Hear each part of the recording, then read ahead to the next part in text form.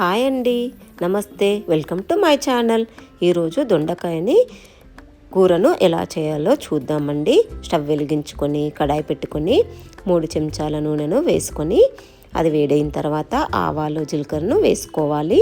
అవి చిటపటలాడగానే ఒక 1/2 table spoon మెంతి పొడిని వేసుకోండి.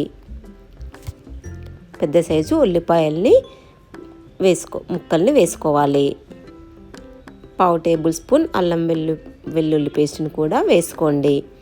ఒకసారి కలిపిన తర్వాత 2 టమాటాలని శుభ్రంగా కడిగి ముక్కలుగా కట్ చేసుకున్నవి ఇందులో వేసుకోవాలి. దొండకాయలు ఏ కాలంలో అయినా మనకు దొరుకుతాయి కదండి.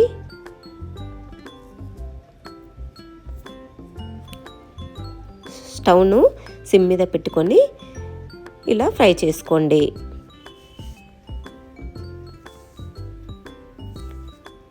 1/2 టేబుల్ స్పూన్ పసుపును కూడా వేసుకోవాలి.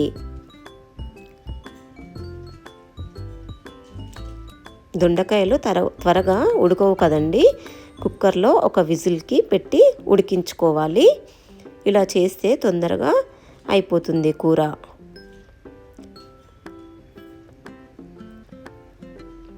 చూడండి ఎంత బాగా ఉడికిపోయాయో. నేనైతే 1/2 కేజీ దొండకాయలను ఉడికించి ఇందులో వేసాను. ఇలా ఒకసారి కలుపుకోవాలి. దొండకాయలు రక్తంలో జీర్ణ వ్యవస్థను మెరుగుపరచడానికి ఉపయోగపడుతుంది. ఇందులో విటమిన్స్, ఖనిజాలు కూడా పుష్కలంగా ఉంటాయి. ఇలా ఉడికిన తర్వాత తగినంత ఉప్పుని కూడా వేసుకోవాలి.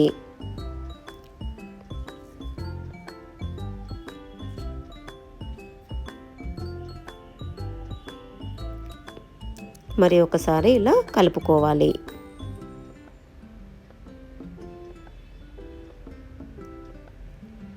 హాఫ్ టేబుల్ స్పూన్ మిర్చి పొడిని కూడా వేసుకోండి.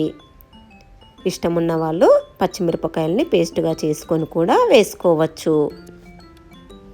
2 నిమిషాల పాటు మూతను పెట్టుకొని చూడండి ఎంత బాగా ఉడికిపోయిందో. ఇప్పుడు 1/2 గ్లాస్ వరకు పాలను కూడా వేసుకోవాలి.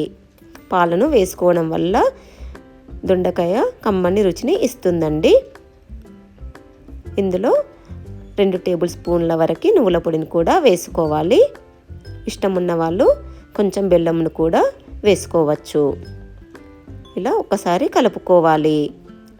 ఇది వేడివేడి అన్నంలోకి కానీ చపాతీలోకి కానీ చాలా బాగుంటుంది. మీకు నచ్చితే